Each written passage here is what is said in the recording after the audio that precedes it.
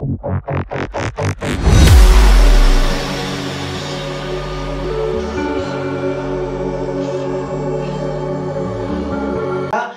का अगर इंफ्रास्ट्रक्चर बड़ा हुआ तो कहीं ना कहीं हर वर्ग को, हर क्षेत्र को इसका लाभ मिलेगा। दूसरा सबसे बड़ा पहलू ये रहा कि बेरोजगारों के लिए इन्होंने मेक इन इंडिया के तहत 60 लाख युवाओं को रोजगार देने की बात कही। ये मैं समझता हूँ कि एक बहुत बड़ी केंद्र सरकार की उपलब्धि के रूप में गिना जाएगा।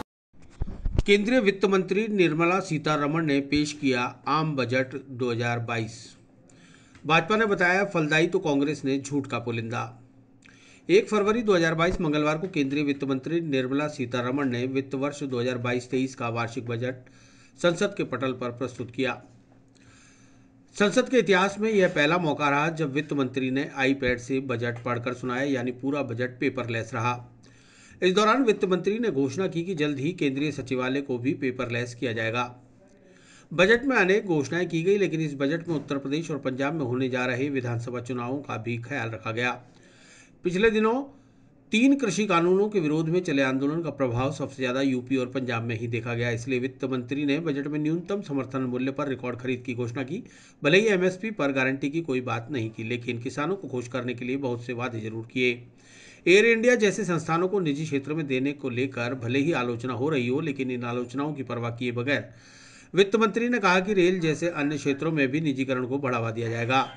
इसमें बैंकिंग सिस्टम भी शामिल है। एलआईसी का आईपीओ जारी कर सरकार ने यह बताने की कोशिश की कि सरकारी क्षेत्र में निजीकरण का अभियान जारी रहेगा। बजट में टैक्स सीमा को बढ़ाने की कोई घोषणा नहीं की गई, लेकिन पेंशनर्स को इनकम टैक्स में छूट दी गई है। इसी प्रकार कॉपरेटिव टैक्स 18% से घटाकर 15% कर दिया गया। इससे डेयरी उद्योग को राहत मिलेगी।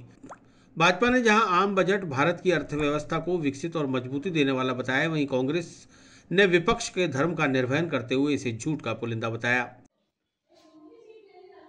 आज देश की यशस्वी वित्त मंत्री निर्मला सीतारमण जी ने जो बजट पास किया है, निश्चित रूप से ये भारत को आत्मनिर्भर भारत बनाने की और एक बड़ा कदम है।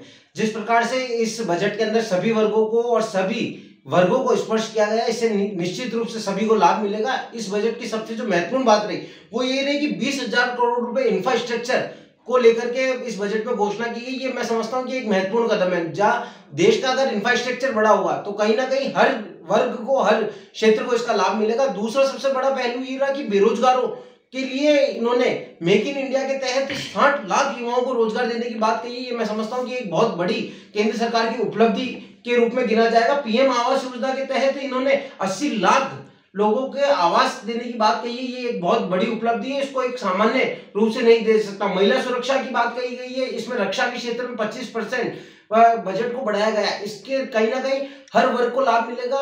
डाकघरों के अंदर 1.5 लाख एटीएम खोलने की इसके अंदर बात कही है। साथ ही साथ नई शिक्षा नीति को बढ़ावा देने की इसके अंदर बात कही है। 25,000 किलोमीटर का सड़क के हाईवे बनाने की इसके अंदर बात कही गई है। साथ ही साथ इसमें किसान वर्गों के ऊपर महत्वपूर्ण ध्यान दिया गया है। कृषि यूनिवर्सिटी खोलने की बात कही गई। साथ ही साथ ये देश को डिजिटल की ओर अग्रसर बनाएगा। इस बजट में महत्वपूर्ण बात ये रही कि इन्होंने कहा कि 5G इसी वर्ष में घोषणा कर दी जाएगी और 5G के साथ साथ डिजिटल रुपया भारत सरकार लॉन्च करने जा रही है। इससे कहीं ना कहीं डिजिटल करेंसी जब भारत के अंदर आएगी तो देश की अर्थव्यवस्था मिलेगी। मैं समझता हूं कि इस वैश्विक महामारी से जब पूरा विश्व आर्थिक मंदी के दौर से गुजर रहा है, इस ऐसे के अंदर भारत के वित्त मंत्री के द्वारा जो पटारा खोला गया उसके अंदर सभी वर्गों का ध्यान गया और एक मुझे लगता है कि ये सबके हित का एक महत्वपूर्ण बजट साबित होगा।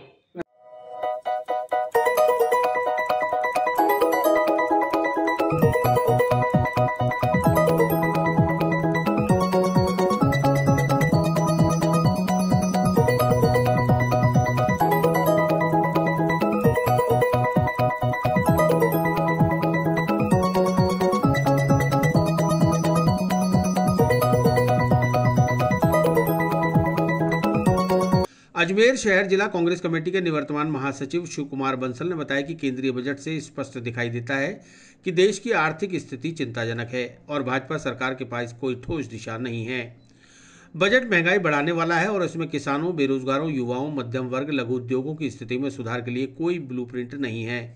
साथ ही राजस्थान की पूरी तरह से उपेक्षा की गई है। केंद्रीय बजट में टैक्स स्लैब में कोई राहत नहीं दी गई।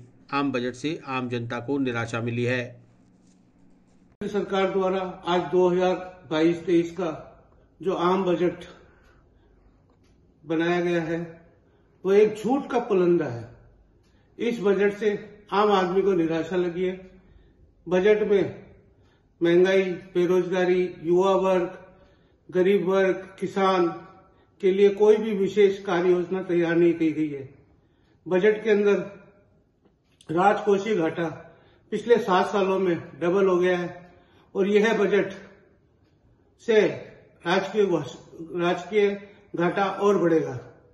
जहां तक डिजिटल क्रांति की बात करते हैं, वहीं आम आदमी को निराशा हाथ देते हैं।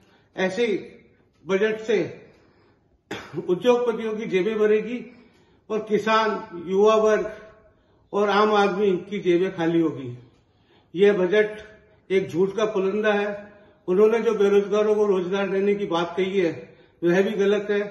यह वादा भी साल के 2 करोड़ युवाओं को बेरोजगार देने वाले वादे की जैसे एक जुमला साबित होगा। कुल मिलाकर यह बजट आम आदमी को निराशा दिए और नौकरीजीवी, सरकारी नौकरीजीवी और अन्य लोगों को जो टैक्स स्लैब में राहत देनी चाहिए थी वह राहत भी नहीं दी गई है।